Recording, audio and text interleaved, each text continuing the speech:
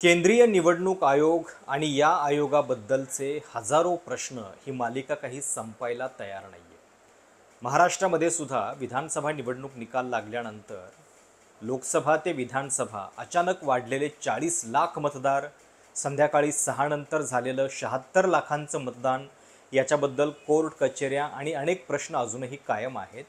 पण सध्या बिहारमध्ये जे घडतं आहे ते सुद्धा सगळ्या महाराष्ट्रानं बारकाईनं आणि गांभीर्यानं पाहण्याची गरज आहे. निवडणूक आयोगाची कार्यपद्धती का वादात असते, का निवडणूक आयोगाबद्दल लोकांना विश्वास उरलेला नाही आहे, हे जर लक्षात घ्यायचं असेल तर हे सगळं प्रकरण जे आहे ते संपूर्ण महाराष्ट्रानं नीट बघितलं पाहिजे.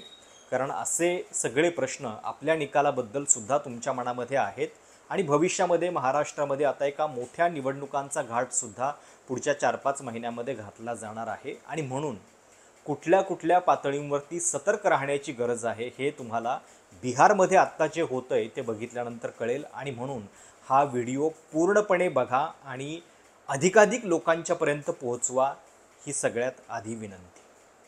बिहारमध्ये येत्या नोव्हेंबर-डिसेंबरमध्ये विधानसभेच्या निवडणुका अपेक्षित आहेत आणि त्याच्या आधी अचानकपणे केंद्रीय निवडणूक आयोगानं तिथं स्पेशल इंटेन्सिव्ह रिव्हिजन नावाची प्रक्रिया सुरू केलेली आहे. आणि इतकी अचानक याची घोषणा झाली की आदल्या दिवशी नोटिफिकेशन निघालं आणि दुसऱ्या दिवसापासून त्याची अंमलबजावणी सुरू होणार आहे. बेसिकली काय होणार आहे तर बिहारमधली सगळी मतदार यादी जी आहे ती नव्यानं बनवली जाणार आहे. जरी हे परीक्षण असलं तरी या परीक्षणामध्ये आधीची मतदार यादी ग्राह्य मानून त्याच्यामध्ये फक्त सुधारणा आणि बदल होणार नाही आहेत, तर एक प्रकारे झिरोपासून पुन्हा ही सगळी प्रक्रिया करण्याचा घाट घातला आहे. आणि याच्या आधी अशा पद्धतीचं स्पेशल इंटेन्सिव्ह रिव्हिजन झालेलं होतं का तर काही टप्प्यांवरती झालेलं आहे. 2003मध्ये शेवटचं झालेलं होतं. पण फरक हा आहे की त्यावेळी ती प्रक्रिया 2 वर्ष चाललेली होती, लोकांना पुरेसा वेळ मिळालेला होता. इथं मात्र अचानकपणे निवडणुकीच्या तोंडावरती अवघ्या 25-26 दिवसामध्ये लोकांना ही सगळी कागदपत्रं द्यायची आहेत आणि पाठोपाठ निवडणूक आयोगसुद्धा ही झपाट्यानं सगळी यादी बनवणार आहे. 2003पर्यंत बिहारमधले जे मतदार होते त्यांना ग्राह्य धरलं जाणार आहे. पण त्याच्यानंतर म्हणजे थोडासा विचार करा की 2003चे जर मतदार ग्राह्य होत आहेत, याचा अर्थ जेव्हा ते 18 वर्षांचे असतील 2003मध्ये, त्यांचं आत्ताचं वय साधारणपणे 40 असेल. म्हणजे 40पासून जे खाली मतदार आहेत कमी वयाचे, त्या सगळ्यांना या कठोर परीक्षणाला बिहारमध्ये सामोरं जावं लागणार आहे. आणि त्याच्यातली धक्कादायक बाब ही आहे की जी ओळखपत्र निवडणूक आयोग मागतं आहे त्याच्यामध्ये आधार कार्ड नाही आहे, त्याच्यामध्ये रेशन कार्डसुद्धा नाही आहे, त्याच्यामध्ये गव्हर्मेंट आयडेंटिटी कार्ड, त्याच्यानंतर पासपोर्ट. म्हणजे आता बिहारमध्ये पासपोर्टची संख्या किती आहे, साधारणपणे 4 ते 5% आसपास. आणि अशा पद्धतीची कागदपत्र मागितली जात आहेत. तुमच्या आईवडिलांचे जन्मदाखले तुम्हाला द्यावे लागणार आहेत. एकतर आधीच गरीब जनता, त्यांच्याकडे कागदपत्र सगळी उपलब्ध नसतात. बिहारमध्ये या दिवसामध्ये पुराची परिस्थिती असते आणि त्या काळामध्ये ही सगळी प्रक्रिया राबवली जाते. या संपूर्ण प्रक्रियेच्या मागं नेमकं काय आहे हे नीट समजून घेण्यासाठी या संदर्भात स्वराज अभियानाचे योगेंद्र यादव यांनी काय म्हटलेलं आहे ते आधी नीट ऐका. त्याच्यानंतर आपण सध्या काय घडतं आहे त्याच्याकडे येऊयात. ऐकूयात योगेंद्र यादव या सगळ्याबद्दल नेमकं काय म्हणतायत. नमस्कार। बिहार में चुनाव शुरू नहीं हुए लेकिन उससे पहले ही धमाका हो गया और ये धमाका ऐसा है जिसके दो ही परिणाम हो सकते हैं। या तो लाखों, दसियों लाखों लोगों के नाम वोटर लिस्ट से कट जाएंगे या फिर बिहार का चुनाव टल जाएगा, पोस्टपोन करना। क्योंकि चुनाव आयोग ने एक ऐसा आदेश दिया है जो अभूतपूर्व, जो अजीब है, जो अलोकतांत्रिक है और जो असंभव है। आप सोच रहे होंगे 4-4 बातें कह दी एक ही आदेश के बारे में, क्योंकि ये बात है, ध्यान से समझिए। ये जो अभी घोषणा हुई है ना 2-3 दिन पहले, 24 तारीख को चुनाव आयोग ने घोषणा की कि बिहार में वोटर लिस्ट का हम गहन पुनरीक्षण कर रहे हैं। अब देखने वाले को, समझने वाले को लगता है, मुझे भी पहली बार लगा कि ठीक है भाई, वोटर लिस्ट में दिक्कत है, उसका सुधार कर रहे हैं। चलो, हल्का सुधार नहीं, गहन सुधार कर रहे हैं, अच्छी बात है, इसमें क्या बुरी बात है। वोटर लिस्ट को लेके सवाल उठ रहे हैं, महाराष्ट्र में काफी सवाल उठे हैं, तो चुनाव आयोग कहता है कि चलो हम इसकी काफी गहन पुनरीक्षण कर लेते हैं। सुनने में बात अच्छी लगती है, और कोई ऐतराज करे तो बुरा लगता है कि भाई, अगर गलत लोगों को वोटर लिस्ट से निकाला जा रहा है, इसमें क्या बुरी बात है। और अगर कोई फर्जी वोटर है, निकालो, क्या दिक्कत है। लेकिन ये खेल बिल्कुल नहीं। ये अभूतपूर्व फैसला है, एक ऐसा फैसला जो कि भारतीय लोकतंत्र के 75 साल के इतिहास में कभी नहीं हुआ। क्या है फैसला? बिहार में चुनाव आयोग ने घोषणा की है कि वो पूरे देश में चुनाव की इंटेंसिव रिवीजन करेगा, वोटर लिस्ट का इंटेंसिव रिवीजन करेगा, और उसकी शुरुआत बिहार से की जाएगी। फैसला केवल बिहार के लिए नहीं है, पहले बिहार, बाकी बाद में जिन राज्यों में चुनाव हो रहा है, उसके बाद पूरे देश में। अभूतपूर्व क्यों है? क्योंकि पहली बार है, मैं इस देश के चुनाव 40 साल से देख रहा हूं और पहले वालों के बारे में किताबों में पढ़ा है। पहली बार है कि चुनाव से सिर्फ 3 महीना पहले पूरी मतदाता सूची को नए सिरे से लिखा जा रहा है। ध्यान रखिए, ये जो इंटेंसिव रिवीजन होता है, गहन पुनरीक्षण, उसका मतलब ये नहीं होता कि चुनाव जो एग्जिस्टिंग लिस्ट है उसमें खूब काटापीटी होगी, नहीं।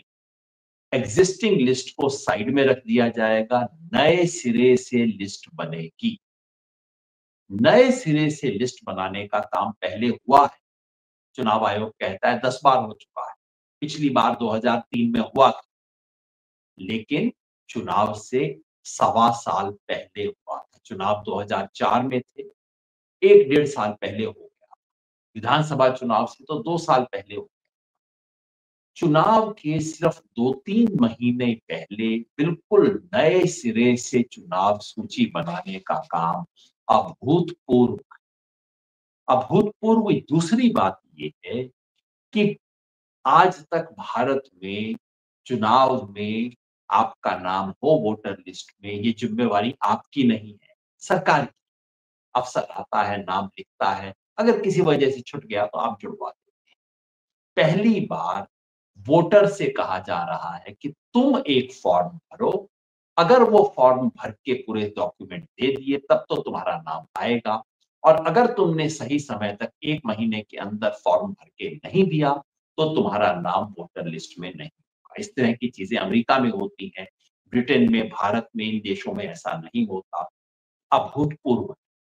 और सबसे अभूतपूर्व बात यह है कि पहली बार वोटर लिस्ट में शामिल होने के लिए आपसे नागरिकता का प्रूफ मांगा जा रहा है, कागजात मांगे जा रहे हैं। अब तक अगर आप वोटर लिस्ट के लिए अप्लाई करते थे तो आप एक कहते थे मैं भारत का नागरिक हूं, सिग्नेचर कर देते थे, आपसे प्रूफ नहीं मांगा जाता था। पहली बार हर व्यक्ति को प्रूफ देना पड़ेगा अपने उसके साथ, अपनी अर्जी के साथ साथ। तो ये अभूतपूर्व आदेश है, ऐसा आदेश पहले कभी नहीं हुआ है। अजीब क्यों है आदेश? अजीब इसलिए है कि अचानक चुनाव आयोग के दिमाग में ये बात आई। 1 महीना पहले चुनाव आयोग ने बाकायदा जगह प्रेस कॉन्फ्रेंस करके कहा, नए चुनाव आयुक्त आए हैं, 18 नए किस्म के चुनाव में हम सुधार करेंगे, उसके बिंदुओं की सूची जारी की, और कहा कि देश भर में हम कंसल्टेशन करेंगे। ये भी कहा कि 4000 जगह हम कंसल्टेशन कर चुके हैं। कहीं इसका जिक्र नहीं था। उस 18 बिंदुओं में कहीं चुनाव आयोग ने नहीं कहा कि हम पूरे देश की चुनाव सूची की, वोटर मतदाता सूची की का पुनर्लेखन करेंगे, नए सिरे से बनाएंगे। चुनाव आयोग को खुद 1 महीना पहले पता नहीं था। बिहार में दिसंबर और जनवरी के महीने में समरी रिवीजन हुआ है, यानी कि पूरी वोटर लिस्ट की जांच हुई है। उसमें 4-5 लाख नए नाम जुड़े हैं, लाख से ज्यादा नाम कटे हैं। जनवरी में वो लिस्ट रिलीज हुई, तो जनवरी तक चुनाव आयोग को पता नहीं था कि नए सिरे से करने की जरूरत है। और जनवरी में हुए पे कोई ऐतराज नहीं है। अचानक चुनाव आयोग को ये बुद्धि आई, तो ये अभूतपूर्व फैसला है, ये अजीब फैसला है। ऐसा फैसला जिससे सुन के कान खड़े हो जाते हैं कि क्या हुआ? पिछले महीने और इसके बीच में हुआ क्या है? चुनाव आयोग का खुद का आदेश नहीं बताता है कि क्या ज़रूरत है, केवल कहता है देश बदल रहा है, माइग्रेशन हो रहा है, कई लोग अपना नाम इधर से उधर करवा लेते हैं। भाई 22 साल के बाद अचानक आपको ये अकल आई और एकदम बिहार चुनाव से पहले आई। सबसे पहले बिहार में लागू क्यों करेंगे? कोई उत्तर नहीं है इसका। हमारे पास अधिकार है, हम करेंगे। तो ये आदेश है जो संदेह पैदा करता है। ये आदेश अलोकतांत्रिक है। अलोकतांत्रिक क्यों है? ये जानने के लिए आप समझिए कि होगा क्या, और असंभव भी। अलोकतांत्रिक और असंभव इसलिए है कि आप प्रक्रिया समझिए कि क्या। चुनाव आयोग कहता है कि आने वाले 1 महीने के भीतर बिहार के हर घर में जाके, जिसका आज की वोटर लिस्ट में नाम है, उनके हर एक के घर में जाके हर वोटर का एक खाली फॉर्म आपको दे दिया जाए। उस फॉर्म को भरना आपकी ज़िम्मेवारी है। उस फॉर्म पे सर्टिफिकेट जब्ती करना आपकी ज़िम्मेवारी है। आप चाहे अपलोड कर दीजिए, चाहे इलेक्शन ऑफिसर को पकड़ा दीजिए, लेकिन ये सारा काम 1 महीने के अंदर हो जाना चाहिए। क्या सर्टिफिकेट चाहिए? कौन एलिजिबल है? चुनाव आयोग कहता है कि जिनका नाम 2003 की सूची में, 2003 आज से 22 साल पहले जिनका नाम चु वोटर लिस्ट में था, उन्हें चिंता करने की ज़रूरत नहीं है। उसको हम उसका फॉर्म तो आपको भरना पड़ेगा, फ़ोटो लगानी पड़ेगी, सिग्नेचर करना पड़ेगा। साथ में आप 2003 की वोटर लिस्ट की अपने वाले पेज की ज़ेरॉक्स कॉपी लगा दीजिए, उतना काफ़ी होगा। वो तो लगानी पड़ेगी।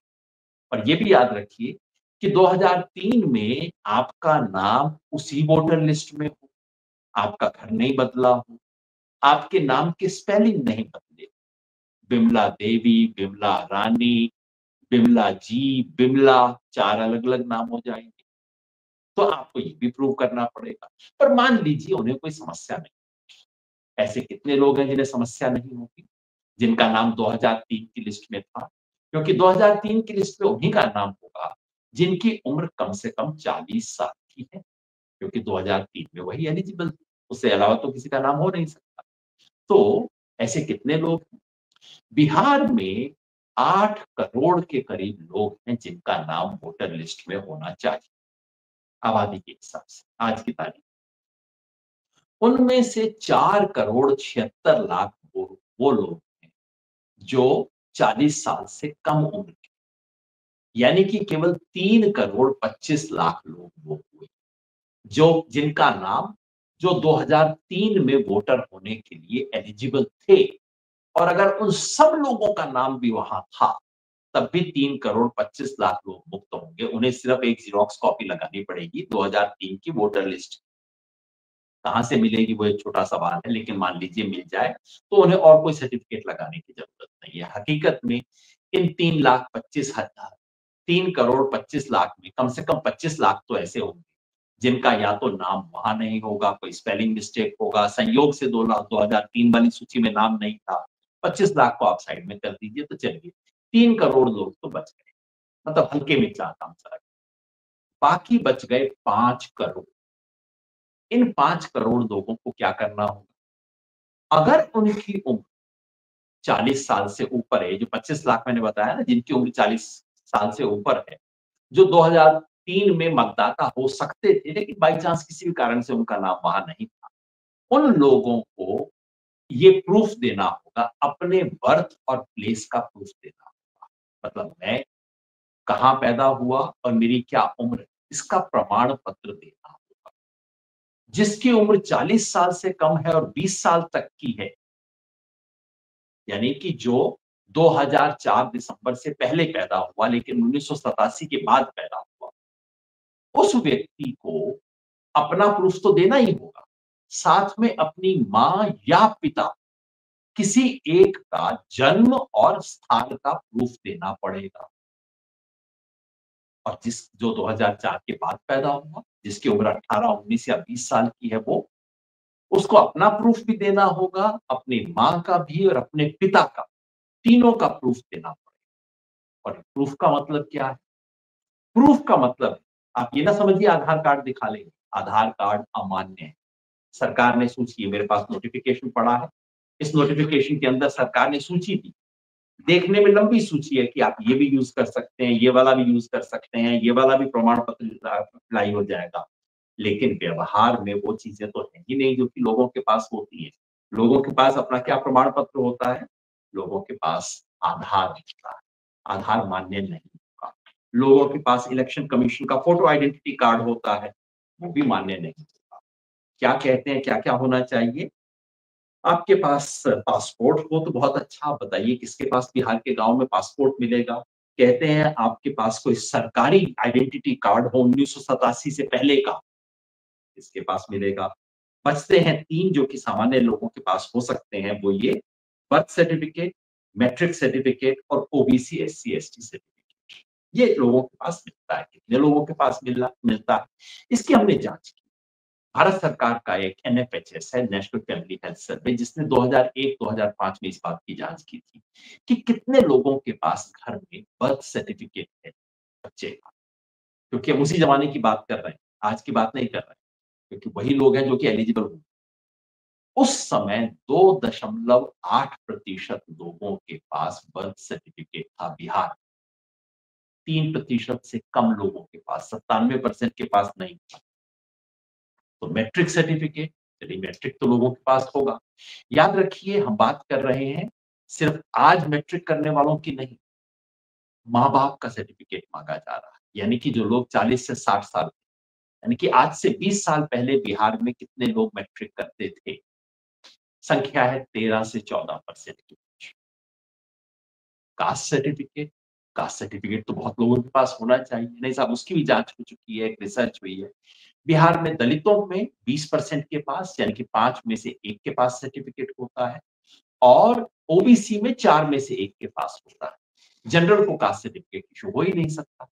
यानी कि कुल मिला के बिहार में 5 में से 1 व्यक्ति 20% से ज्यादा के पास नहीं है। सब चीजों को जोड़ दीजिए तो जिस तरह के सर्टिफिकेट लोगों के पास होते हैं, उनमें से 25% से ज्यादा लोगों के पास ये सर्टिफिकेट नहीं। तो आप याद रखिए 5 करोड़ लोगों को ये प्रमाण पत्र देने होंगे, और जो प्रमाण पत्र चुनाव आयोग कह रहा है वो तो 1-1.5 करोड़ से ज्यादा के पास होंगे। और वो तब जबकि उन्होंने घर में संभाल के रखे हों, जबकि वो इलेक्शन कमीशन का फॉर्म भर दें, बेटा पंजाब में है लेकिन उसकी फोटो भी लग जाएगी, उसका सिग्नेचर भी हो जाएगा, उसका सर्टिफिकेट भी लग जाएगा, सारे काम कर ले तो 1.5 करोड़ लोग पूरा कर सकते हैं। बाकी 3.5 करोड़ का क्या होगा? कोई जवाब नहीं। और ऐसी प्रक्रिया में होगा क्या? कौन लोग छुटेंगे? बाबू लोग तो नहीं छुटेंगे। छुटेंगे कौन? जो गरीब है, जो आप्रवासी है, जो युवा है, जो मजदूर है, ये लोग बचेंगे। इनके पास सर्टिफिकेट नहीं होते, ना इन्होंने मैट्रिक की हुई है, ना इनके पास कास्ट सर्टिफिकेट होता है, सरकारी नौकरी के लिए अप्लाई नहीं करने की जरूरत होती है, ना इनका कोई बर्थ सर्टिफिकेट होता है। ये कहाँ से अपना सर्टिफिकेट लेके आएंगे? कौन सी दुनिया में रहते हैं ये लोग चुनाव आयोग में? किस तरह का खेल किया जा रहा है? किन लोगों का वोट काटने की कोशिश हो रही है? इसलिए मैं कहता हूं अलोकतांत्रिक। अगर ये प्रक्रिया पूरी हो जाती है तो इसका मतलब होगा करोड़ से ज्यादा लोग वंचित हो सकते हैं। मैं लाखों कहता हूं लेकिन करोड़ों भी हो सकते हैं वंचित इससे, अगर ये प्रक्रिया जो चुनाव आयोग ने अपने पर्चे में कही है उसमें। तो फिर असंभव कैसे है? असंभव इसलिए है कि जिस टाइमलाइन के तहत चुनाव आयोग ये सब करवाना चाहता है वो भारत में तो संभव नहीं है, किसी और देश में संभव हो तो अलग बात है। मैं आपको चुनाव आयोग का खुद पढ़ के सुनाता हूँ। चुनाव आयोग कहता है कि देखिए 24 तारीख को चुनाव आयोग ने आदेश इशू किया है।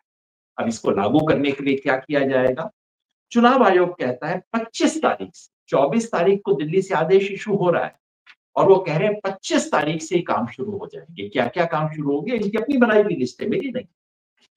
कि लोग ये सारे के सारे इलेक्शन ऑफिसर अपॉइंट हो जाएंगे। याद रखिए 1-2 की बात नहीं कर रहे हम, कम से कम हजारों इलेक्शन ऑफिसर, जिनमें से कई अपॉइंटेड ही नहीं है, इनको अपॉइंट कर दिया जाएगा, इनको ट्रेनिंग दी जाएगी।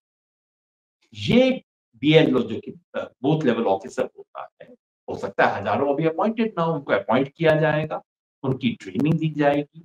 ये booth level agents political parties के रिकॉग्नाइज करेंगे, उनको ट्रेनिंग देंगे, जनता के बीच में प्रचार करेंगे, हर घर में जाके उनको फॉर्म उपलब्ध करवाएंगे और फिर घरों से जाके लोग उस फॉर्म को भर देंगे और उन घरों से जाके वो फॉर्म वापस ले लेंगे और फॉर्म को कंप्यूटर के ऊपर टाइप करके अपलोड भी कर देंगे और ये सारा काम 1 महीने में हो जाएगा।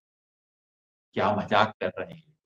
जब बिहार में कास्ट सर्वे हुआ था, जनवरी में शुरू हुआ था, मई के महीने में खत्म हुआ था और वो तब जबकि कंप्यूटराइजेशन बाद में होना था और जबकि कास्ट सर्वे में कोई प्रमाण पत्र मांगा नहीं गया था, कोई जांच होनी नहीं थी, तब जाके 5 महीना लगा था। और असम में जब इस तरह से किया गया था, पूरे प्रमाण मांगे गए थे और उसकी जांच की गई, तो 6 साल लग गए थे असम में इस चीज को करने को। ये सारा काम आप 1 महीने में कर लेंगे? ये असंभव है। तो भाई, ये जो असंभव चीज है, ये क्यों की जा रही है? क्या हुआ कि इलेक्शन कमीशन को अचानक पिछले 1 महीने में ऐसा महसूस हुआ कि पूरे देश में नए तरीके से वोटर लिस्ट बनाने की जरूरत है और वो बनाने के लिए बिहार से शुरू करने की जरूरत है। जनवरी में बिहार में जो रिवीजन हुआ उतने से काम नहीं चलेगा और आनन फानन के अंदर हम इसको कर देंगे। ये क्या खेल हो रहा है? 2 ही खेल हो सकते हैं, या तो ये कि इस बहाने 20, 50, 80 लाख वोटर कट जाएंगे, 1 करोड़ वोट कट जाएंगे और जो कटेंगे गरीब गुरबा, अप्रवासी मजदूर और कई युवा, उसमें किसका वोट ज्यादा होगा, किसका कम होगा, आप भी जानते हैं, चुनाव आयोग भी जानता है, बच्चा-बच्चा जानता है। या फिर सितंबर के महीने तक होगा कि अरे बिहार में तो ये काम पूरा नहीं हो पा रहा, ये दिक्कत हुई है, वो दिक्कत हुई है, 1 महीने की अवधि को बढ़ाया जाएगा, अच्छा इसमें 2 हफ्ते और दिए जा रहे हैं, फिर ये चीज रह गई है, फिर कोर्ट में पिटीशन जा रहा है और अक्टूबर के अंदर कहा जाएगा इन परिस्थितियों में बिहार में चुनाव करवाना संभव नहीं, इसको तो पोस्टपोन करना पड़ेगा। क्या ये खेल? मैं नहीं जानता क्या खेल है। बिहार के विपक्षी दलों ने कहा है कि इसके पीछे साजिश है। मैं नहीं जानता साजिश है कि नहीं, लेकिन पिछले काफी समय से चुनाव आयोग और बीजेपी में जिस किस्म की जुगलबंदी चल रही है, वो कहीं ना कहीं कान खड़े करती है। ये लोकतंत्र पर खतरा है, ये बिहार चुनाव पर खतरा है। इस देश के गरीब मजदूर के पास केवल एक चीज आज बाकी है, एक ही अधिकार उसके पास, वोट देने का अधिकार, बाकी तो कुछ है नहीं। और अब उस वोट देने के अधिकार पर भी आंच आ, इसलिए हम सबका फर्ज खड़े हों, इसका विरोध। विपक्षी दलों ने तो किया है, लेकिन विपक्षी दलों को ही बिहार के हर व्यक्ति को खड़ा होना होगा अपने अधिकार के लिए। वोट का अधिकार गया तो समझिए इस देश में सब अधिकार आपके। इस पर हम सचेत रहें, इसके बारे में और आगे बातचीत करेंगे, आप तक जानकारी पहुंचाते रहेंगे। हम सबको सचेत होकर इस बहुत भयानक चीज का विरोध करें। धन्यवाद। तर योगेंद्र यादव यांनी हे सांगितल्यानंतर तुमच्या लक्षात आलं असेल की हा मुद्दा किती गंभीर आहे। देशातल्या 11 राजकीय पक्षांनी काल निवडणूक आयोगाच्या दारामध्ये ठाण मांडलं आणि निवडणूक आयोगाला ही सगळी प्रक्रिया कशी चुकीची आहे हे सांगण्याचा प्रयत्न केला, पण अर्थातच त्याच्यानंतर सुद्धा सगळी समाधानकारक उत्तरं जी आहेत ती त्यांना मिळालेली नाही आहेत।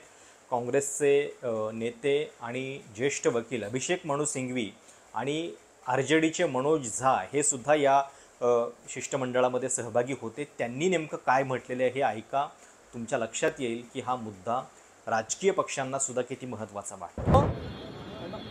हमारा 11 पार्टी का डेलीगेशन विस्तृत रूप से लगभग 3 घंटे 5, सवा 5 के बाद से लेके अभी तक चुनाव आयोग के साथ मिल के आया है। लगभग 20 लोग साथ गए थे 11 पार्टियों से। पहला बिंदु जो हमने रखा वो ये था कि 2003 से आज 22 साल निकल गए हैं। कम से कम 4-5 चुनाव बिहार में हो चुके हैं। क्या वो सब चुनाव गलत थे? क्या वो सब चुनाव नियम के अनुसार नहीं थे? दूसरा मुद्दा, अगर आपको ये SIR रिवीजन, इंटेंसिव रिवीजन करना था, तो ये अचानक लगभग जून के अंत में घोषणा कैसे की? पहली बार ये निर्णय कैसे और क्यों लिया? मान भी लिया जाए कि SIR की आवश्यकता है, तो उसको जनवरी, इस चुनाव के बाद, दिसंबर-जनवरी के बाद इत्मीनान से, व्यापक रूप से, बहुत ध्यान से किया जा सकता था। आज आपने लगभग 1 महीना जुलाई दिया है इस बड़े भारी भरकम काम के लिए। 7.25 करोड़ इलेक्टर्स के विषय में 1 महीने का एन्यूमरेशन है। उसके बाद जो भी कुछ चीज़ें करनी हैं, चुनौतियां देनी हैं, ठीक ठाक करना है, उसके लिए 2-3 महीने और हैं। जब 2003 में आपने किया था, तो उसके 1 वर्ष बाद राष्ट्रीय चुनाव था, 1 वर्ष 12 महीने बाद। जब 2003 में आपने किया था, तो उसके 2 वर्ष बाद असेंबली का चुनाव था। इस बार आपके पास मात्र महीना, 1.5 महीना है। ये इतने बड़े काम के लिए सही नहीं है। नंबर 3, जो आप दस्तावेज मांग रहे हैं, पिछले 1 दशक से हर चीज़ के लिए आप आधार मांगते हैं। हर चीज़ के लिए आप राशन कार्ड या आधार का कॉम्बिनेशन देखते हैं। आज पहली बार आप ये कह रहे हैं कि आपका जो चुनाव में इलेक्टोरल रोल में नाम है, वो नहीं माना जाएगा अगर आपके पास बर्थ सर्टिफिकेट नहीं होगा। और एक कैटेगरी, एक श्रेणी में वो जन्म का दस्तावेज आपके पिताश्री और माताश्री का भी होना चाहिए, अगर आप 1987 से 2012 के बीच में पढ़ते हैं। तो हमने कहा कि कितने लाखों करोड़ों लोग हैं ऐसे बिहार में, अल्पसंख्यक, गरीब, जो लोग लेबर करने बाहर जाते हैं, जो बाढ़ से पीड़ित हैं, जो पिछड़े वर्ग हैं, वो क्या अगले 2 महीने, 3 महीने तक भागदौड़ करते रहेंगे ऐसे दस्तावेज लेने के लिए? और इस दस्तावेज के बिना जो लोग दशकों से, 2003 के बाद से या 2005-7 के बाद से लिस्ट में हैं, वो अपने नाम को वंचित पाएंगे। ये एक हनन है लेवल प्लेइंग फील्ड का। लेवल प्लेइंग फील्ड चुनाव का आधार है, चुनाव गणतंत्र का आधार है, और गणतंत्र मूल ढांचे का आधार माना गया है। यानी उसमें थोड़ा भी आघात होता है तो बेसिक स्ट्रक्चर, मूल ढांचा जो है संविधान का, उस पर आघात माना जाता है। इन सब के ऊपर विचार करना, समय निकालना, कंसल्टेशन करना, लोगों से बातचीत करना, जो बहुत ज़्यादा व्यापक होनी चाहिए, आवश्यक थी। बड़े विस्तार से हमारे सीनियर लीडर अभिषेक जी ने बात रख दी है। सिर्फ इतना कहना चाहता हूँ, इस मीटिंग को मैं सौहार्दपूर्ण कतई नहीं कह सकता। मेरे पास कोई कारण नहीं है। हम सब ने बिहार की चिंता रखी, गरीब, गुरबे, दलित, पिछड़े, अल्पसंख्यक मुसलमानों की चिंता रखी, लेकिन उस चिंता से जो चिंतन की व्युत्पत्ति होनी चाहिए थी, उसका अभाव देखा हमने। मैंने कहा कि सौहार्दपूर्ण मैं कतई नहीं कहूँगा। हमने उनको सौंप दिया नेता प्रतिपक्ष तेजस्वी जी का पत्र, जिसमें बिंदुवार कि कैसे ये लोगों को बेदखल करने की साजिश है, निकालने की साजिश है। और मैं आपके समक्ष एक बहुत बात कहता हूँ, बातचीत के क्रम में चुनाव आयोग की तरफ से 20% जो पलायन करके बिहार के वासी बाहर रहते हैं, निशाने पे वो भी थे, बेदखल करने में। उनमें से कई आप लोग भी होंगे। अगर किसी एक्सरसाइज का पर्पस इंक्लूजन के बदले एक्सक्लूजन हो जाए तो हम क्या ही कहें। हमने अपनी तमाम चिंताएं रखी मौसम को लेकर के। पहला सवाल जिसका जवाब नहीं है उनके पास कि जो चीज़ 22 बरस नहीं हुई उसको फिर से करने का रैशनल बताइए। कुछ नहीं, कोई जवाब नहीं। आपके कर्मचारी इक्विप्ड हैं, कोई जवाब नहीं। अगर दिक्कत आएगी 1 महीने के अंदर, क्या होगा? एलिजिबिलिटी को मार्क करने के जो आपके तरीके हैं, वो अधिकांश लोगों के पास वो 11 दस्तावेज नहीं है। हम उनकी बात कर रहे हैं जिनके पास एक अलग से सूटकेस नहीं होता है दस्तावेज रखने का, जो गरीब गुरबा मौसम भी झेल रहा है, एक तरफ सुखाड़ एक तरफ बाढ़, और इसी प्रक्रिया में 1 महीने के अंदर सब होना है। हमने माननीय चुनाव आयोग से कह दिया, अगर आपकी मंशा एक व्यापक पैमाने पर करोड़ों लाखों लोगों को बेदखल करने की है, तो ये कहानी यहीं नहीं रुकेगी, सैलाब सड़कों पर भी होगा, क्योंकि सबसे महत्वपूर्ण राइट है राइट टू वोट, और 1 वोट 1 वैल्यू।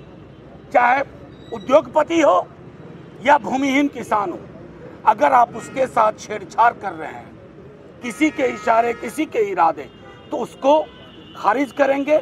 नेता प्रतिपक्ष ने बिहार में भी कहा, चिट्ठी भी भेजी है, हमने एक एक दस्तावेज अपनी चिंताएं अलग अलग साथियों ने जो न्यूज़पेपर्स में लिखा उनको सौंप दिया है।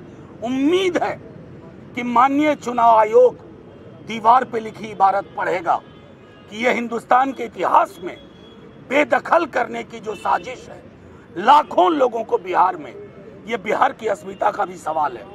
डाउटफुल वोटर ढूंढने निकले हो, कहां से? बिहार में।